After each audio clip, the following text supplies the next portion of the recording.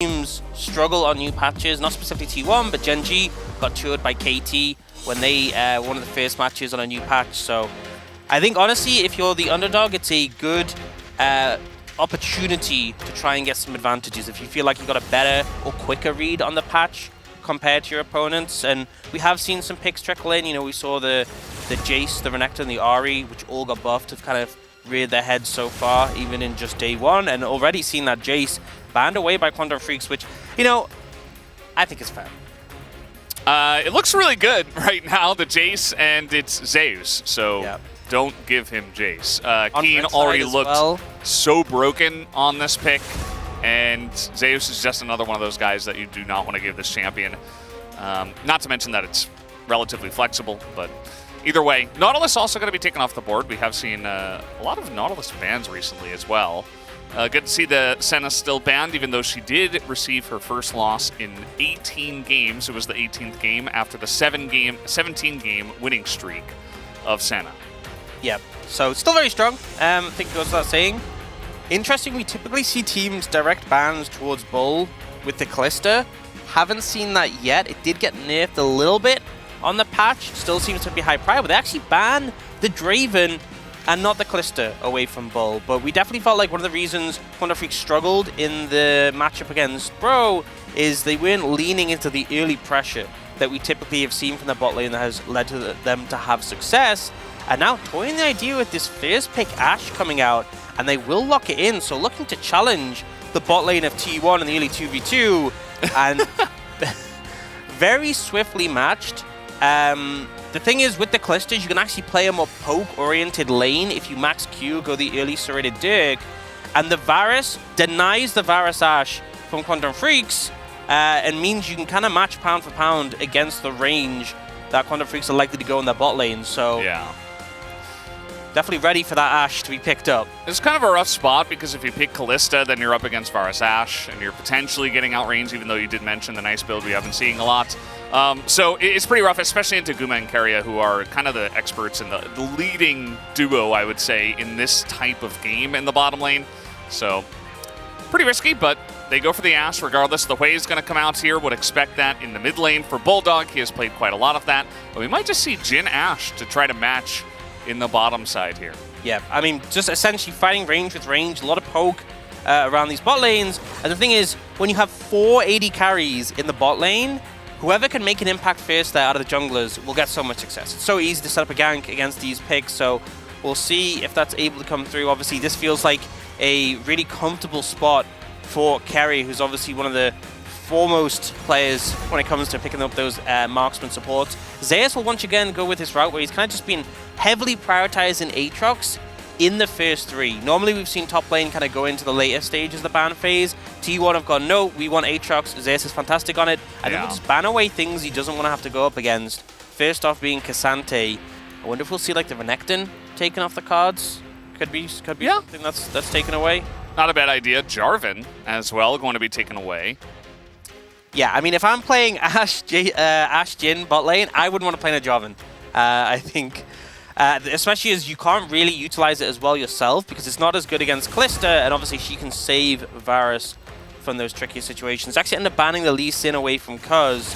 Sejuani kind of just flying through and not being touched by either side is a little bit interesting, as it was really high prio yesterday. Might come out here. Could do. Obviously, kind of leaves that mid pick until later on. The Karma is also something that's available that hasn't really been touched on, so we'll be interested to see what T1 opt to go with in this situation. Yeah, it's pretty interesting because on this patch, a lot of big picks that we see a lot in pro play got buffed. So I feel like there's more OP stuff, or more stuff that you feel like you have to ban, not necessarily OP. And it's going to be Nocturne out of everything that we did mention. And the Nocturne has been seeing a decent amount of play so far in the LCK, but interesting spot to pick it here. Yeah, Quantum Freaks need tools to keep that backline safe. They're fully committed to a squishy, hard-to-defend backline, so I feel like a Maokai would fit quite well into what they're trying to achieve. Looking for a top lane pick, it looks like they're going to lean towards the Jax right now for Dudu. Obviously something we have seen picked a lot into the Aatrox, and if the Nocturne dives in, pretty good at dealing with him, but still it feels like there's limited protection for this backline. I think for me, a Maokai makes a lot of sense. But I guess they just want the extra power to sync up with the Jax. and they might just go for the Sejuani that has been pretty solid staple in the LCK on the patch, even though it's one day of it, you know. It definitely has a lot of strength, but it does feel like we kind of have two parts of a composition over on the Quantum Freak side. There's the Jack Sejuani, and then there's Jhin Ashway. Yeah. So will they survive? A good question, as Talia left available until the end, and Faker is going to snatch that one up. As these Ahri also got banned away. We saw what Chovy was able to do on that pick. I don't think you want to give this one to Faker either on this patch. So again, just more and more stuff to ban away. Yep, and actually interesting to see who goes what in the bot lane in terms of the Kalista and the Varus. I'd have thought the Kalista would go for Guma, and then they'd have the Varus support, but, you know, maybe they shake it up, maybe they change it up.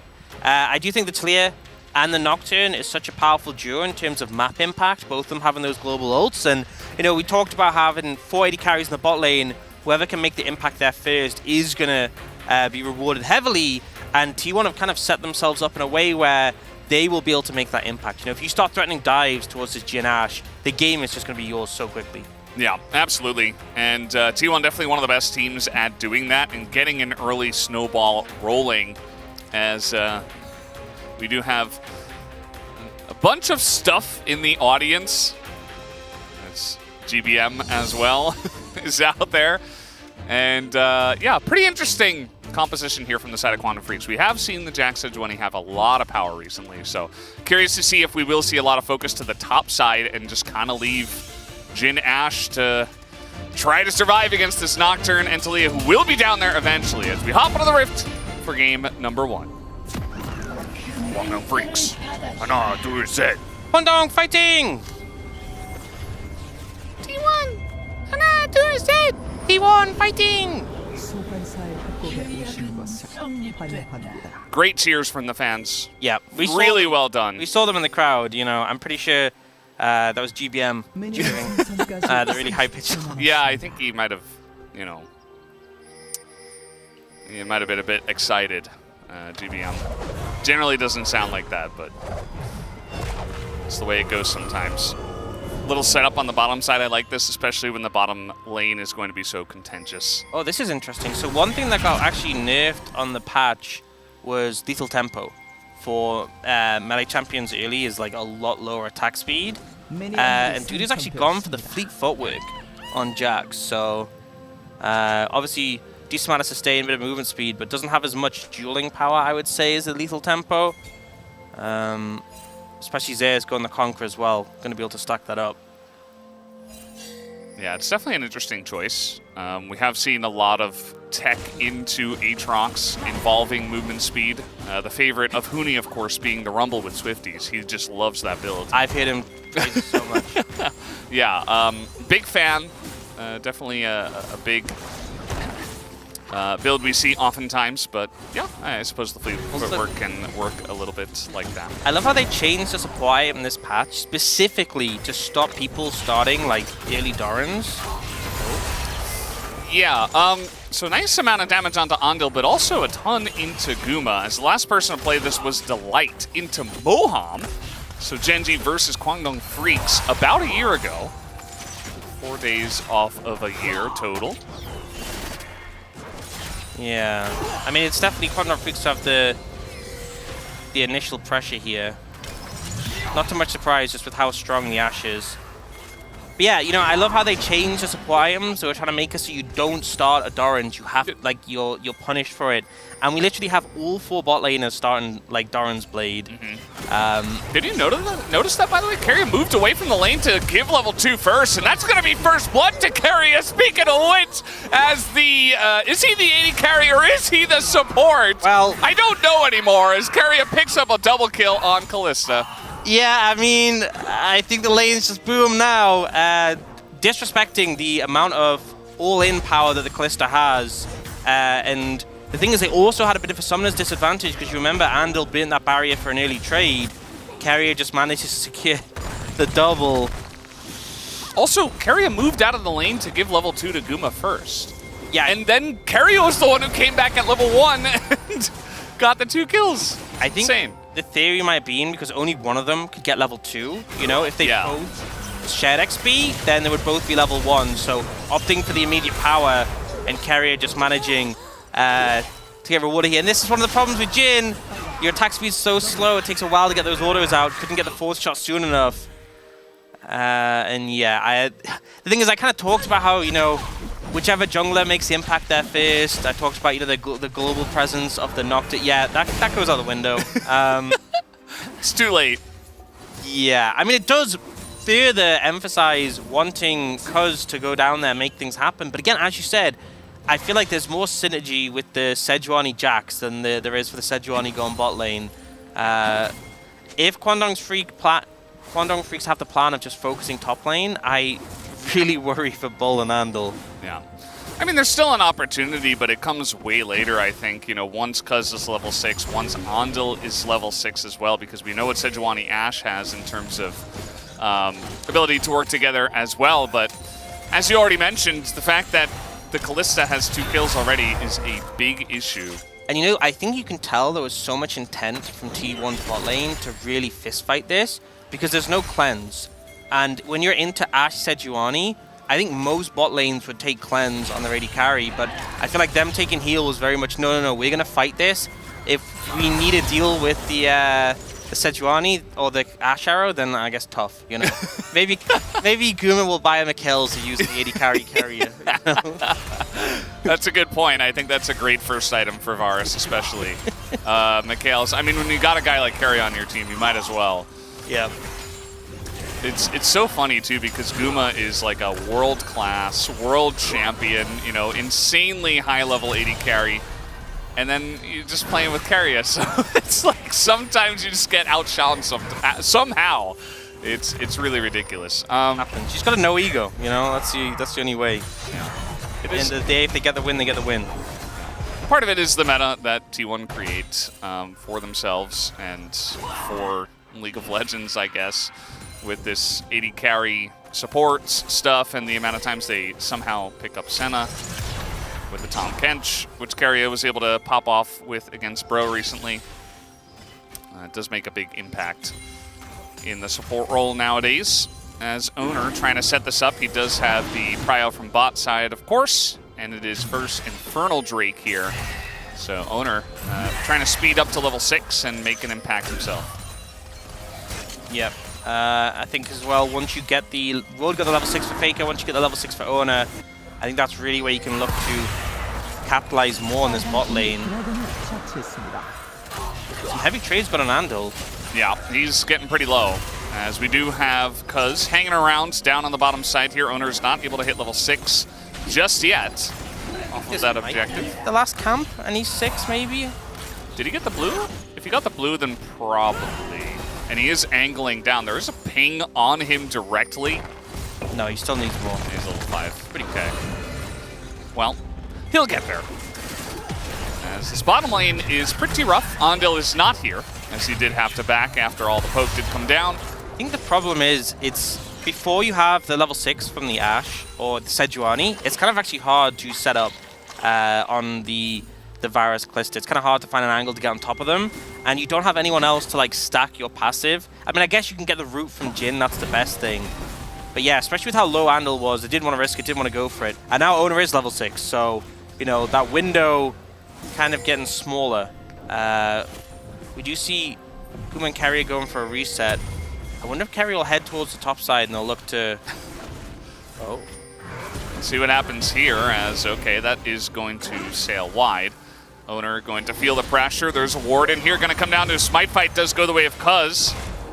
Owner not quite able to secure that one. Nice little mini invade from Cuz and Bulldog. Yeah, they get something, you know, they'll secure this Scuttle Crab as well, so, you know, making some progress, but very much feels like, you know, Kwangdong Freaks, they got the grubs, obviously, but haven't made too much impact on the top side of the map.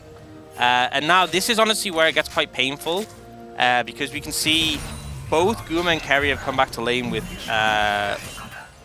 Dirks, and I feel like this is honestly where it starts to get painful. When you got, like, the Varus has 3 points in Q and a Dirk, that's where it really starts to feel painful. And Andal obviously doesn't really have items to match in return. Yeah. You can see the goal difference there already, as the ult will be flashed away from, and Guma just sidesteps the deadly flourish. So now that's Bull without his flash against Nocturne Talia. Not going to be feeling too great on the Jhin. And they get that just in trade for one ult. Keria not even having to use his yet as he's not level 6. Yeah, and we also saw Andal actually barrier because he wanted to extend the trade, but T1 just didn't hit him. You know, they were like, well, we got the flash, we kind of got what we wanted. See a big trade up on the top side, actually. Counter-Strike coming in, but he does get pulled back by the chain, so Dudu does utilize his ultimate to go for that one, but Zeus hanging on to his World Ender for a future trade. We do see Cuz on the bot side, but again, I just think it's so scary trying to make these plays when you know Nocturne is present. And the thing is, if you have lanes like the bot lane here winning so hard for T1, you don't need to be proactive as Nocturne. You just need to be within, you know, enough range that if something happens, you can join in. Yeah. And it makes it really hard. Just keep suffocating out Quantum Freak's bot lane. There's no reason you have to necessarily make a play there. Yeah, I mean, they're up 2 summoners, right, including one of the flashes. So Guma and Keria have Ignite and Heal plus both of their flashes, so they could really extend it if Sejuani does make anything happen. You see that Owner is, as you mentioned, just kind of hanging around on the bottom side of the map, maybe looking mid, maybe looking bot, but it's not going to go for anything just yet. So he doesn't quite have the angle, and they don't want to dive bot just yet. Guma almost has his ult back as well, so I think that'll be the time where they'll look for something. They can pretty easily just look to target Bull when he gets back to lane. Andal's chunked out. They're kind of bleeding at the moment. Oh no. There's a ward there. They don't exactly know where Sejuani is, but he's still going to pull the trigger here as Flash does get utilized by Andal, but now under the turret and no Sejuani in sight. Andal in a lot of trouble just being poked out of this one. The wave is coming in as Arrow is utilized, but it's just not going to do too much here as Guma gets Fates called after the double, and it is just an absolute massacre in the bottom lane. There's just nothing you can do in that situation. Bulldog was actually trading heavily with Faker to try and stop him coming down, but 3 was enough. Andal was already chunked, the sums were down, and the resetting the tower aggro with the Kalista just meant there was no opportunity for them to get a turnaround kill. It's now well, I mean, it's not 4-0, but between them, 4-0 for the bot lane of T1. So, yeah, looking pretty rough. You know, take the Ashe support first pick and go fight fire with fire against T1's bot lane, not paying off. It's not paying off. I mean, you go back to the bans that we saw in the first phase from Kwangdong Freaks. They have blue side, so they have a little bit more leeway. They ban away Orianna, Jace, and Lucian. And as you mentioned, it's essentially saying, okay, well, we're going to leave Kalista, we're going to leave Ashe, we're going to leave Varus, and we're going to play your game. And that's very dangerous. So speaking of which, Faker in a bit of a dangerous spot, but he still does have the flash and just casually sidesteps, but he's still in a lot of danger, as he will not get rooted, but he will get killed instead, which is a better route, as now Kwangdong Freaks should be able to take this Drake, although a lot of poke damage is coming in, and T1 maybe trying to fight this one 3v4. Yeah, they don't have many ults, but they are coming up soon. I think Quantum Freaks should be able to get this and get out. They got to be quick, though. Yeah, they do have the smite, as there it does go. Oh, look at the damage coming out right now from Guma and Keria. That's pretty low on the health bars, our Quantum Freaks, and they might be able to run this one out. Ult is he's looking.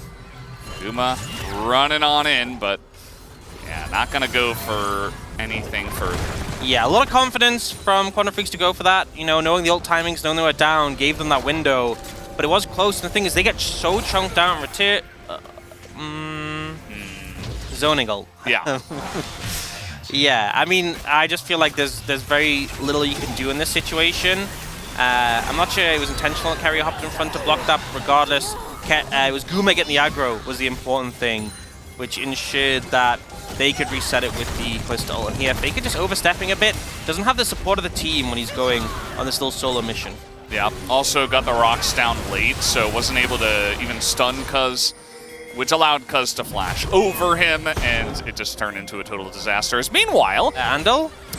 Yeah, they're both here, and Andal is just going to go forward. They're trying to burst down Zeus, who does flash away, but he's just dead instead, as here comes Keria, and he's going to assassinate on the Kalista. And Andal is not long for this world either. That is a double kill once again onto Keria, but a shutdown potentially to go the way of Quantum Freaks, as that will be taken here by Cuz. Flash forward with the ult here from Bulldog.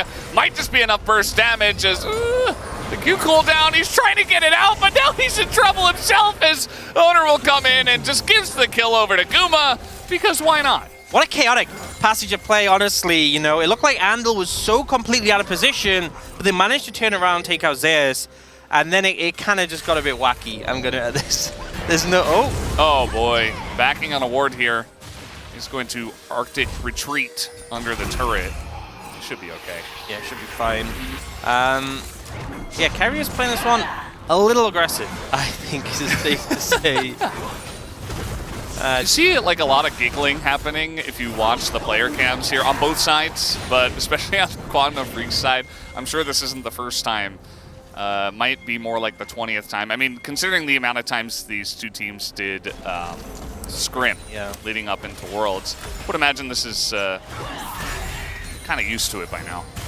Yeah, and I mean, one of the factors here is that Duty was already so low before this play even started. But I think that maybe gave Zeus a lot of false confidence. He looks for the all-in kill here, and then ends up getting focused down quite quickly. Carrier, like, goes through the tower. Late dash here from Zeus. He's in a lot of trouble, and under the turret, it does not matter because it's just so tanky, although they're going to wait to reset this one. And there you go. Dudu's just going to proc that ult and pick up another kill. So Zeus, he is the punching bag in this one. Yeah, but this is kind of the issue. Seeing the turret gold come up, oh, that's a lot of damage. Oh my god. Yeah. Oh, you gotta remember though, they nerfed Varus' base AD by 2. Yeah. So, you know, unplayable. We are getting a Dirk nerf eventually. Needed. Yeah. Yeah, a lot of damage right now, and I feel like Quantum Freaks are finally starting to make things happen around this Sejuani Jax. That obviously is a strong duo, but the problem is that... Oh no. Oh, if he didn't barrier, he was 100% dead. Yeah, this is the problem, you know. I think you can see it. I don't have to explain it. You can just see it in front of you. This is the issue, is your bot lane has lost. You know, bot lane has fallen, and Guma and Carrier have just opted to move around the map and keep bullying. All right, trying to dive onto Bulldog here, and he is in a lot of trouble. Faker does get ulted, but they do have the burst damage coming. Here does come Dudu and Cuz trying to turn this one around. Nice flash on in, but a little bit disjointed. They do get the stun onto Carrier, who is slowed down and stunned once again, but now Fate's Call comes in, trying to turn this one around, but Andil and the Jhin ult nearly doing enough to take out another kill onto Carrier. As T1's still on the run here, the stun will land, as will the Deadly Flourish, and Guma gonna give over another streak here as Carrier. Where are you going, my guy? Yeah, the Blast Cone hit a bit late, and that's gonna be another shutdown given on over, as T1 are certainly having their fun with this game. Yeah, the little switcheroo, you know, with the Carrier and Bull there, but definitely an overstep from T1, and they are getting punished for it. A lot of value coming out from the long-range abilities of the Jhin and help with the chase down, because it's just been leading the charge. Finding the play here, great decision where, even though obviously the Sejuani is very tanky, they let the tower reset, they wait for cooldowns, and Dude just kind of pops him. And then this topside play, you know, they look for this pick onto Bulldog, but the problem is Carrier's like looping into support, that tower's still up, they end up overextended, and you know, as much as we have all these powerful items on the side of T1, this Sejuani is so tanky already has a Frozen Heart, and it's getting so much value in these skirmishes, even though obviously it is a lethality Varus, the armor is doing so much here. It's pretty insane. I mean, they shelled a lot into Cuz, and it just did not matter. We also got to see some nice synergy there with the Ash Arrow coming from a pretty long range. By the way, it is Hextech Soul, if you guys did not see the gates already here on the Rift. And it does look like Quantum Freaks are going to make a play for this. They're not that far behind. And as we have seen, if Cuz can tank up a bunch of the damage, there's still chances for them to win these fights, especially against double lethality AD carry in the bottom lane. Yeah, you can see Zeus is kind of posturing for a flank here. They have to be really careful. He's actually hex skating. Yeah, that's very obvious. And can they get away from this is really the question. Nocturne ult comes in and it's stolen away as Owner is going to go forward. Doesn't really have any other way to go as he is absolutely dead. Andil also going to be caught off here as Bull in a lot of trouble. Can't get away from the Aatrox. That's a 2-for-1 plus the Dragon stolen away here by T1. As AOC wants a bit more, we still have Weaver's Wall coming up.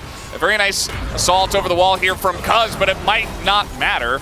As I say that, though, they do get the knock-up, and then they just back away. Not going to overextend here as T1. Yeah, so T1 managed to secure the Dragon. Nice smite coming out from Owner.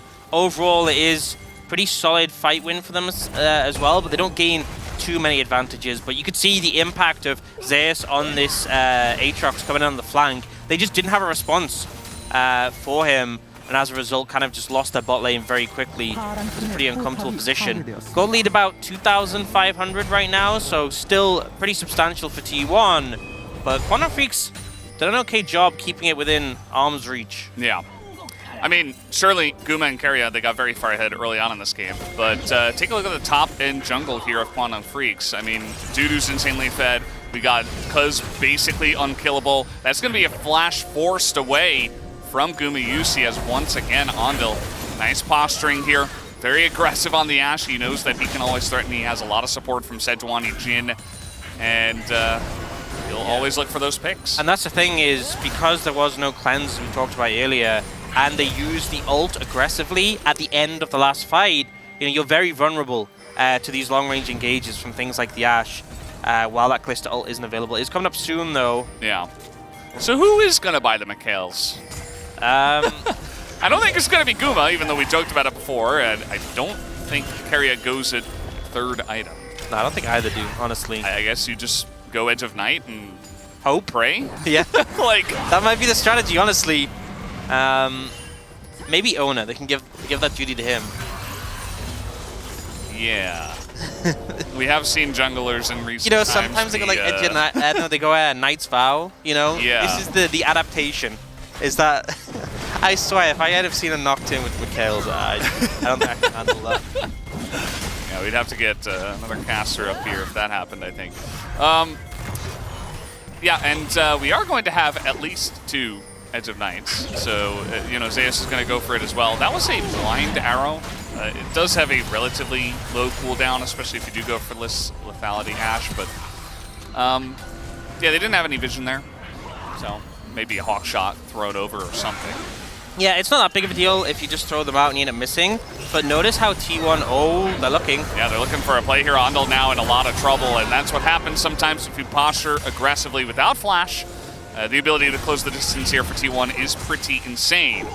And that they do as this mid turret is very low already. They're just going to take it down. T1 looking to pressure the middle part of this map at the moment. Yeah, honestly, didn't even feel like T1 were really trying there. It's like they just kind of knocked Andal over. It's like a swift breeze, I feel like. This Ashe really isn't doing too well into the Nocturne, I'd say. Like, we haven't seen it specifically punish it that much, but that's going to happen. If you're setting up, if you're trying to land poke, trying to pop these Edge of Nights, you will just get popped yourself. And you can actually look at the minimap. The amount of vision now secured for T1 around this Baron is kind of insane. Yeah, it is. It's pretty oppressive at this point in time. We do see the top 2 in damage dealt is Guma and then Keria. Out of everybody on the Rift, obviously a lot of brawling between them and pretty much everybody on the enemy team, so I suppose that does make sense. As T1, I mean, it's past 20 minutes. We're at 21 minutes. Kind of getting a little nervous. They haven't started the Baron. They were trying to. They had the setup for it. That is one thing with the hawk shots frequently available. It does make it a little bit tricky to start it without being challenged on it. And also, T1's comp, you know, being stuck on the Baron when the enemy team has like Jhin and the Hui as well feels a bit uncomfortable. But Dragon is up in 40 seconds. Yeah. Quantum Freaks are trying to secure control over the Baron area, or at least have a ward so it doesn't get started. But they really need to make sure they're securing some vision around this Dragon. It is, as you said, a Hextech Soul. Very high priority. Don't really want to give it up for free. Absolutely.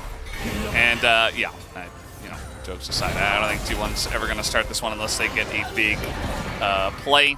They don't have too much tankiness, and of course, the ability to get punished there is pretty large from Quantum Freaks' composition. But yeah, we are going to have a fight here for this Hextech Drake. Hex Gate should allow Zeus to get over here in due time. Might just end up doing the same thing where he takes the Hex Gate behind them and just says, okay, we're fighting now, or you're going to have to deal with me. As, yep, there he goes. We also got the wall coming in here as the chains are going to be flashed. As Faker's just in there. I mean, they've already done so much poke damage just now. Zeus gets over the wall with the blast cone, and that's a nice flash forward with the knock-up as, yep, there you go. The monkey in the audience also really enjoying this one as T1 basically just cleaned them up for free. Absolutely annihilate them, and it felt like Quantum Freaks just weren't ready for it. They went on the Dragon first. They got corralled in. Dudu was trying to find a position to threaten. Bear in mind, this is a 3-in-1 Jax with 2 items, and he wasn't even there. So definitely the coordination favoring T1, and they should just be able to pick up the Baron here. Yeah, not really much. It felt like we had so much back and forth this game. Even though T1 did have the gold lead after the early laning phase, there's a lot of fights where QuantumFreaks was doing good. They kind of just flopped over on that one. Yeah, it's almost like they just kind of let it happen. I mean, everybody was there in the pit, and they just got corralled so quickly before they could react at all. Yeah, honestly, the combo, the wall coming in, Faker going so close, right on the back line, throwing the combo and then flashing out, and Zeus has time just to get in. Yeah, I mean, this is kind of what I was talking about as well with this composition of QuantumFreaks. If they get on top of your backline, you're in big trouble. And it felt like they went towards more power for the Jax by pairing with the Sejuani, rather than something like a Maokai, which is good at like defending and peeling. Once, the Aatrox reaches the backline, there's nothing you can do. Yeah, the Aatrox and the Nocturne, and even sometimes the Talia as well. Like sometimes Faker the Callista as well. Yeah. Probably the Callista, actually.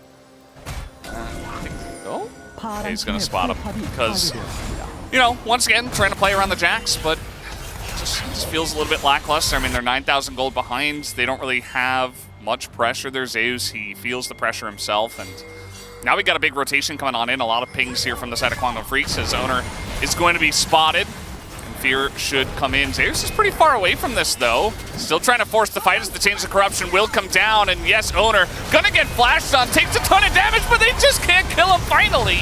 We do have Mole to take him down, as now Zeus is pretty unkillable himself on this lethality Aatrox, and yeah, they're gonna put a lot into him, but it's not quite enough. As now Keria, he's just running at the enemy team as he might fall here, as finally Bulldog takes him out, but after so much was utilized, and they do get aced. Yeah, prime example of the Callista being on the backline. 8-3 now for this Callista AD carry, and 4-1 for the Varus support. Let's be real, okay? It's definitely that way around. But yeah, I mean, this has kind of just been from minute one, the domination for the bot lane. Hey, Guma's got the most damage in the game, okay? Wow. I mean, that's just broken support items, right? Surely. Yeah. Don't look at the actual items. Don't look at the actual items. But yeah, I mean, Kuz ends up overstepping a little bit, but the problem is, Dudu has no mana, and it's just 2 of them. There's no way to easily get in and support. We do have the Jin'l coming out, but by this point, Dudu's already dead. QuantumFreaks try and kill this Aatrox, who is just immortal. And then suddenly Kerry is flashing in to kill Andal and Kuz. I mean, he did pay for it, but he also did set up the ace, so yeah, I don't think he cares too much. I don't think he's... Although he does oftentimes complain about his KDA right at the end of the game when they're diving Fountain. Yeah. But yeah, I'm sure he's going to be happy with that one regardless. I think he's pretty fine with it. Also 3 items, like 3 full items, not just like 3 including the support items. Yeah. Opportunity and Ghostblade aren't cheap as well.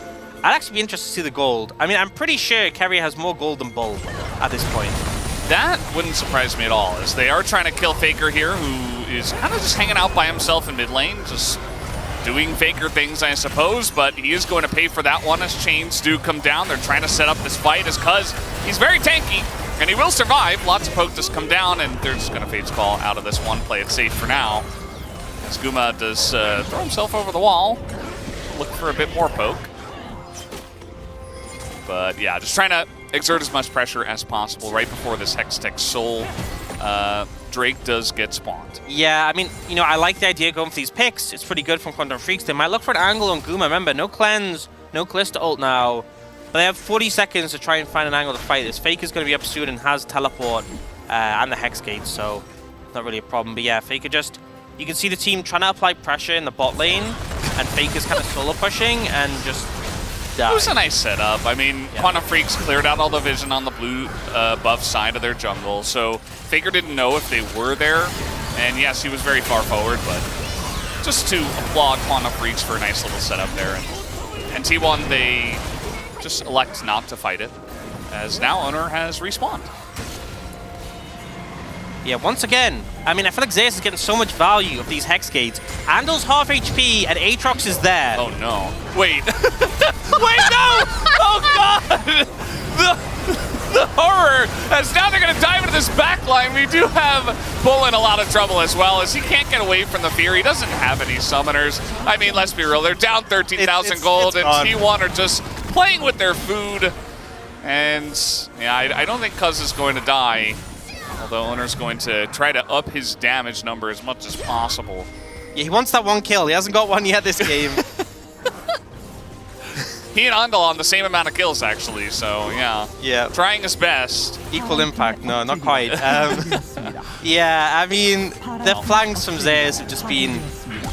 Oh! All right, flash forward. Faker trying to create some more action, as they normally do. As unfortunately, Andal is going to hit his 9th death in this one. Another seismic shove comes out, and the game will end. And right to vote, you know? So Quantum Freaks have selected the red side here for game 2.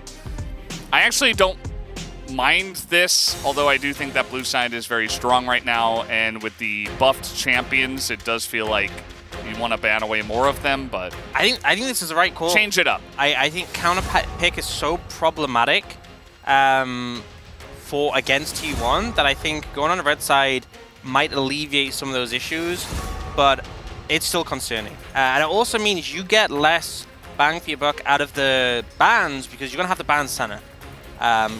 They're not doing it now. Okay, they'll third ban is Senna. This is what I was worried about, because you just have too much to ban away. No, it's fine, because they ban Senna third, okay? Yeah, and they're going to play Callista. No, that's okay. You can live with that. You can try and work out something that beats it, but as long as they ban Senna, it's fine. Yeah, Nautilus being banned, I think really frees up a lot of these double AD carry lanes. Huh. See, look, T1 ban it, you know? They're fine with it. They're ready for the Senna first pick, but I don't know why they are, because Quantum Freak's going to ban Senna. I don't even know why I'm talking about it, because it's just going to happen. Oh my god. Well...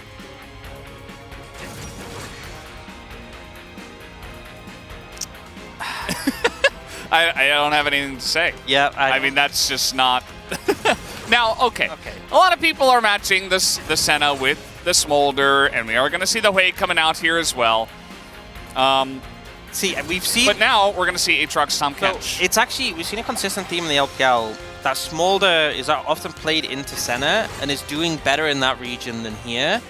I feel like one of the things, though, is that Smolder's so inactive until he gets to his stack point, whereas Senna isn't. But it's not just the Senna, it's also the fact that you give so much freedom to your support, you know? A lot of people focus on Senna like, oh, she's going to get so much stacks, she's going to have so much range.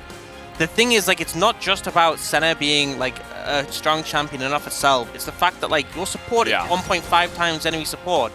And when you already have a really competent support player, multiplying by 0.5 is really valuable. And we kind of saw that in the last performance when T1 got Senna Tom.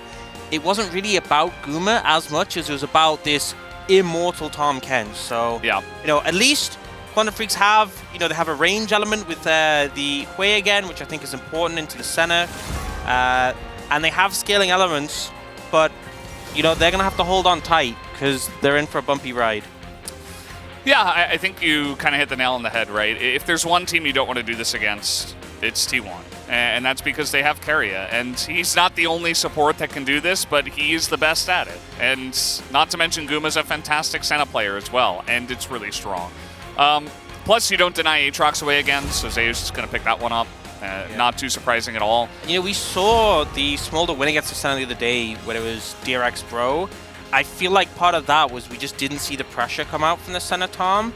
Like, again, you don't just play to scale, especially in this matchup. I don't think T1, as you said, are ever a team who are just going to, you know, chill back and play for Senna stacks. That's just not their MO. So we'll see what else Quantum Freaks want to bring up.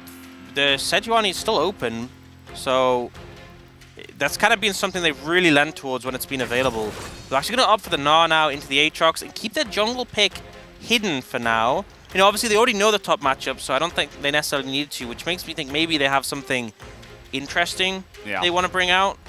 I think the Ahri Nocturne duo is good bans here from Quantum Freaks because you deny Nico Nocturne, you also deny any Ahri pick for Faker. Vitalier here. That's also really strong. Into Hui Smolder, there's not much you can really do against that. Yeah, looks like they're just going to drop that. And when you have a pick like Smolder, who is pretty short-ranged, even when you get to your stacks, if you get Vi-ulted into Senna ult into Talia, you're just dead. Yeah, maybe they should have banned Vi instead of Ahri, actually, on second thought. Yeah, perhaps.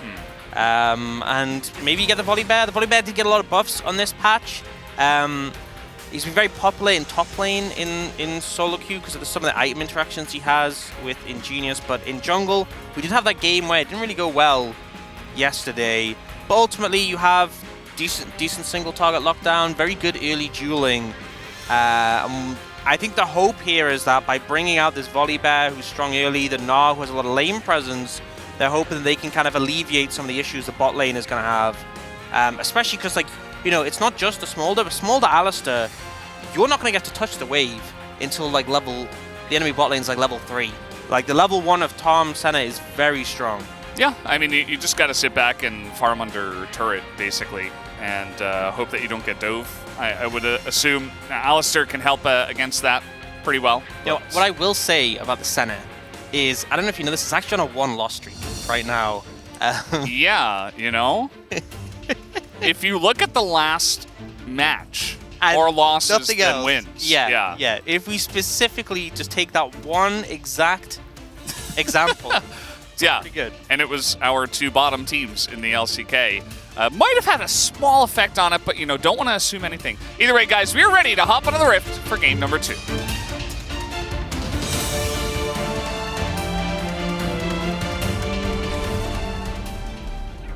T1, 하나, 둘, 셋.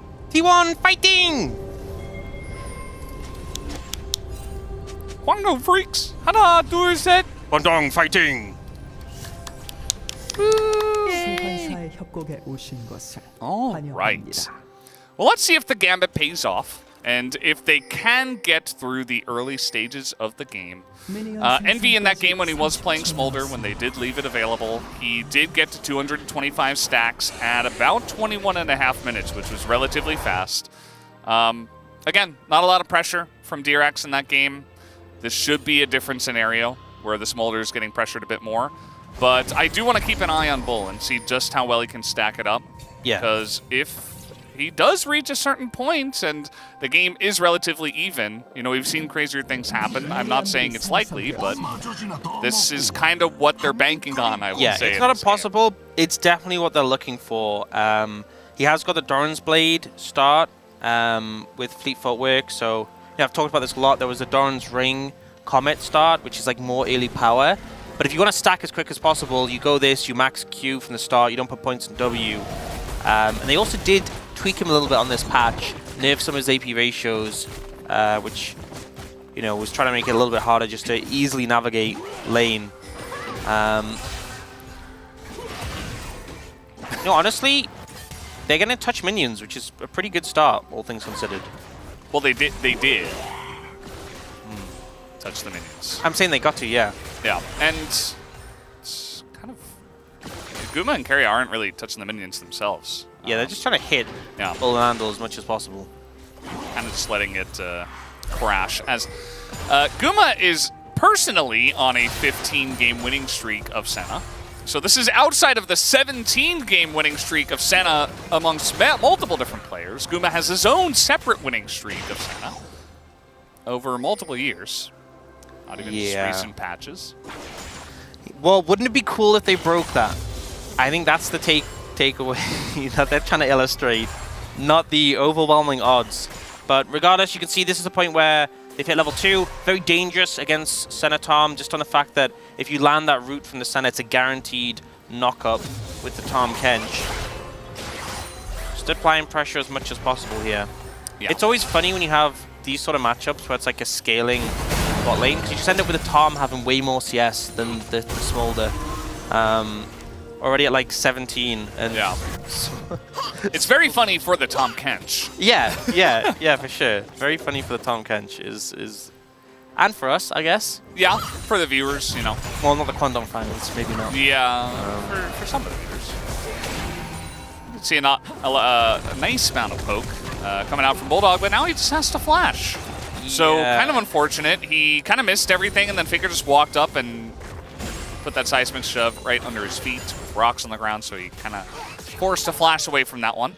Kind of one of the things with the Hui is, you know, definitely a high skill cap champion, and Bulldog's had some great games on it, but very skill shot reliant. You know, if you do end up overstepping, throwing out a few too many abilities, he has like 15 different abilities, but if you miss them all... Oh, the flash comes forward, and yes, he's going to dodge one, but you can't dodge the second flash engage as Oner comes in, picks up first blood, just as easy as that. Yeah, you know, I think maybe if Fake had landed the seismic shove, they wouldn't have had to commit the 5 flash, but regardless, they get the kill anyway. And that's kind of, you know, just a hallmark of good jungling where something occurs in your lanes, like a summoner advantage, just occurs naturally, and you instantly look to punish it. Okay, flash forward, trying to get on top of Guma here as, look at this, Cuz is here as well. That's a nice little conversion down on the bottom side of the map as Ondol sets that one up. Yeah, really well played from Ondol, finding an opportunity to punish the Senna, and Guma wasn't able to flash away in time. Sometimes, if you're quick enough, or like the Alistar has too much to walk to get behind you, you can actually flash in time to get away, but wasn't able to there. Yeah, I think if the shove came in, he would have right where Oner flashed. I think that's where he would have been. And here, I think just Andal was closer. I think Guma was a little bit too close. If you're further away, then flash Q, you can't follow up the W in time before it's flashed. So Andal finds a great angle. They get a kill. It's still 35 CS to 19, but you know, Bull getting a kill definitely helps a lot in that situation. Oh no. It looks like Ondol there, he tried to headbutt the cannon away, try to, you know, get the aggro away from it, so perhaps Bull will get there on time. It didn't work. As Bull was just trying to run back to lane here. He does have TP, but didn't elect to use it.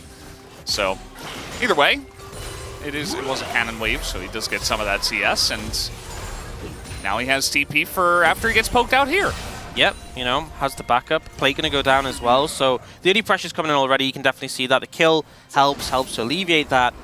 And you know, we saw obviously Cuz come down, but I'm not sure how needy he was in that bot side play. Oh, Oner's just starting the dragon. And Cuz has eyes on this. I feel like you can contest it. I feel like you can contest this for sure. Ondol's not there. Obviously, Cuz can do it alone. Last second, but Keria and Guma are coming in here, and they are going to check this brush. Even a wall comes down. They knew they were there somehow, as now trying to fight this against Cuz. Keria in a little bit of a rough spot here. Does take a bunch of damage, and now he's trying to back away from this one, flap over the wall, and now Keria once again getting followed up on the damages coming through, but they don't quite have enough, as now Ondol in a rough spot, doesn't have flash himself, and Keria's going in! He's looking for knockups here. He is looking for plays, and he will sacrifice himself to give the team some extras. Cuz does get rooted up, but he should be fine. And T1, they get the dragon and a couple of kills. You know, I take back everything I said. You cannot contest this. They try their best. The dragon's already gone. Oner really not taking much damage at all from the dragon. I think, honestly, just be able to clear that one up pretty quickly. I think the extra gold helped him out there. You know, he'd backed, he got items, he was pretty strong.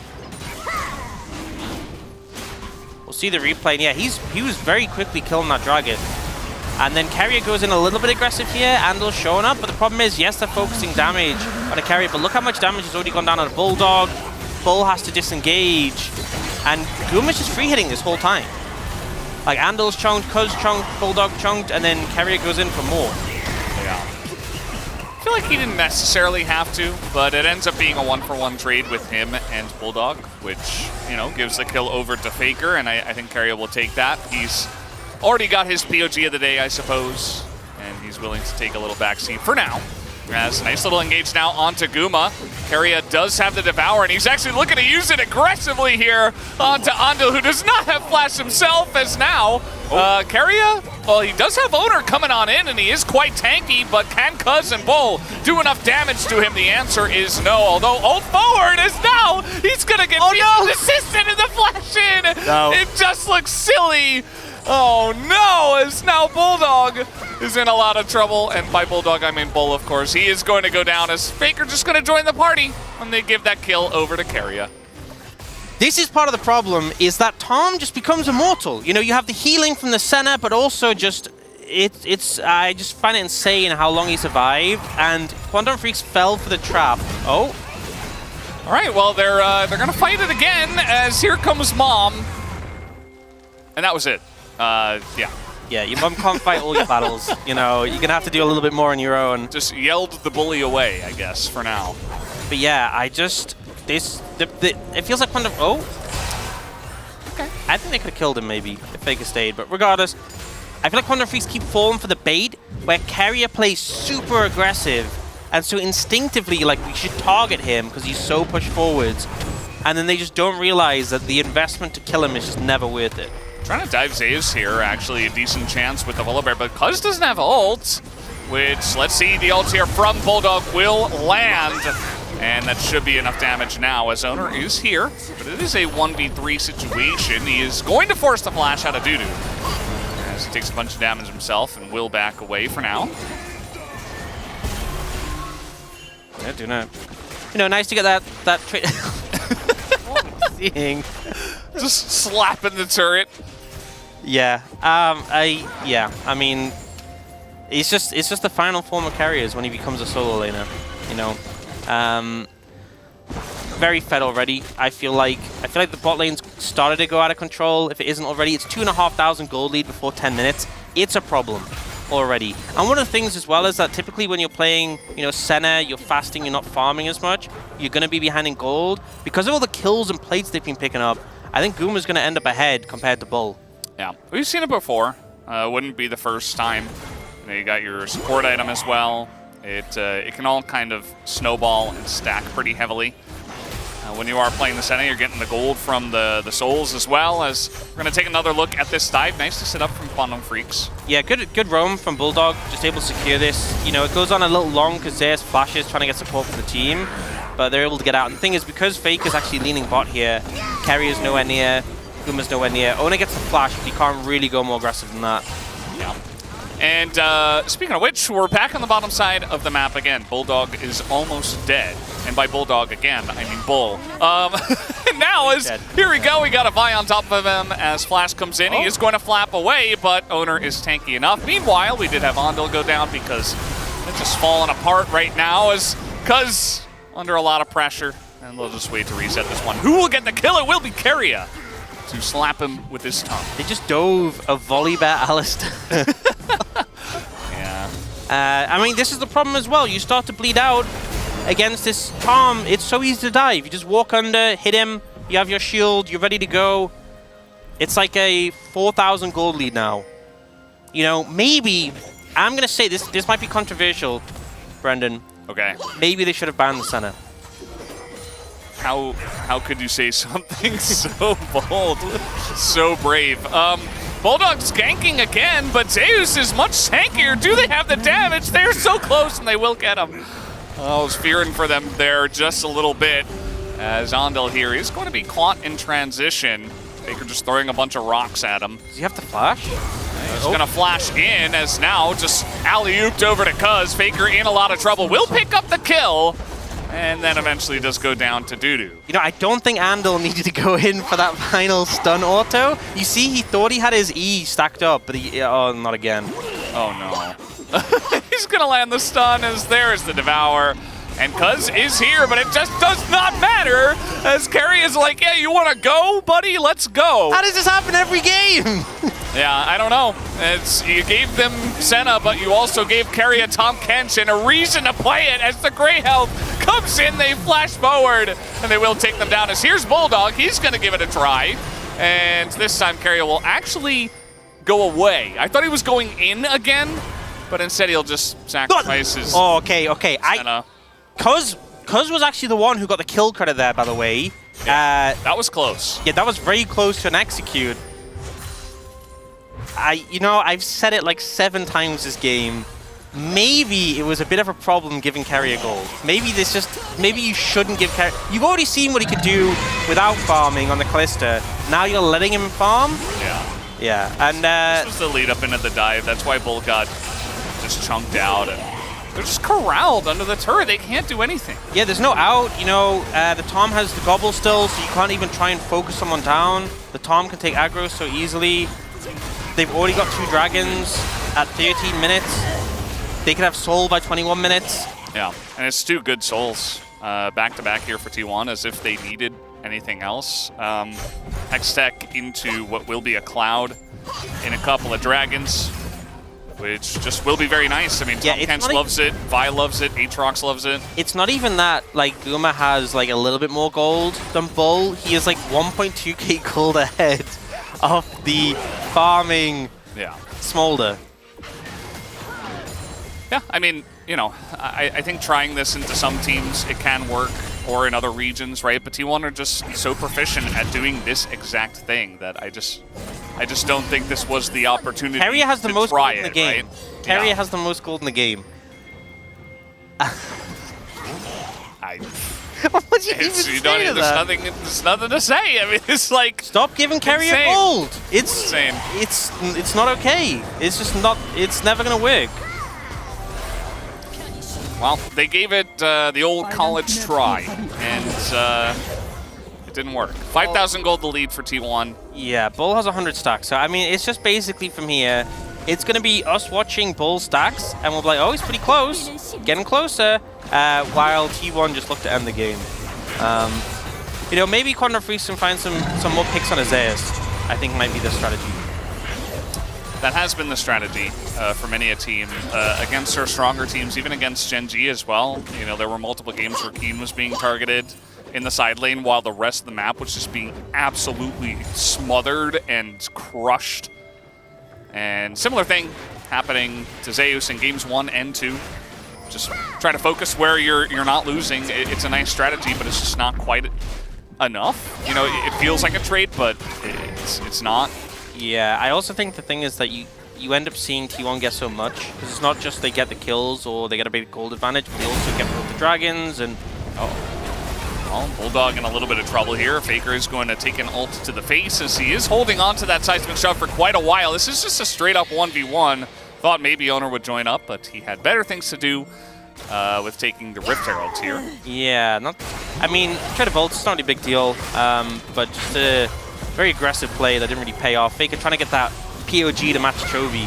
I think that was it. Yeah, just trying to keep up. Aware. Yeah.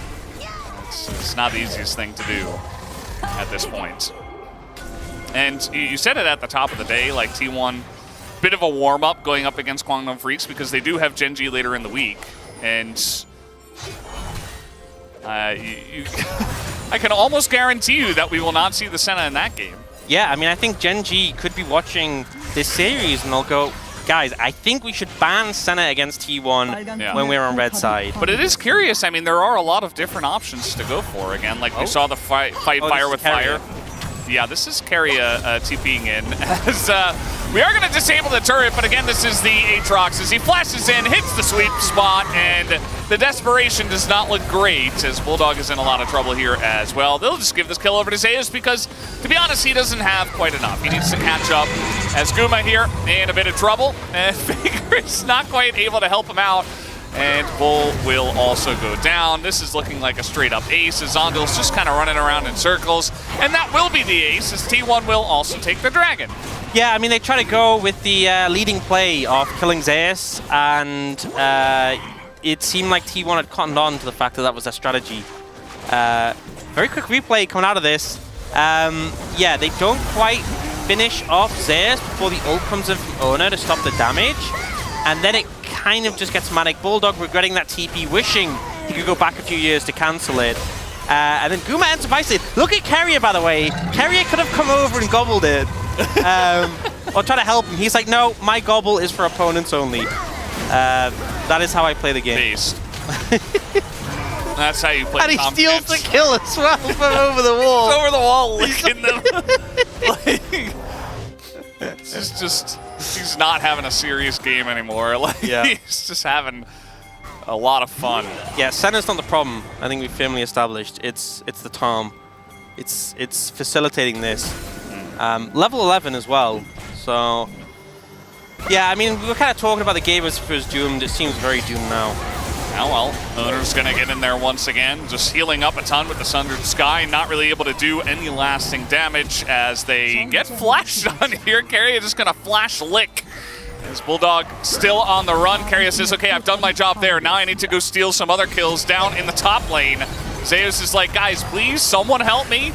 as it doesn't really even seem like he needs too much help, but Keria is here to steal the kills after all.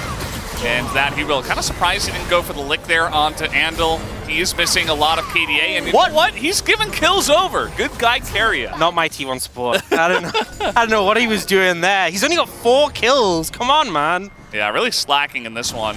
Oner did go legendary, by the way. 8-0. Yeah, Oner's had a pretty good game, which means, right, here's the big takeaway from the series. T1 keeps stealing POGs from Faker, and he's not going to be able to catch Chovy on the back of the not fair. It's really not fair. You know, I feel like his teammates are working against him in that manner. They are winning the game, which some people see as the more important thing. Yeah. I don't know. POG points pretty relevant. Yeah.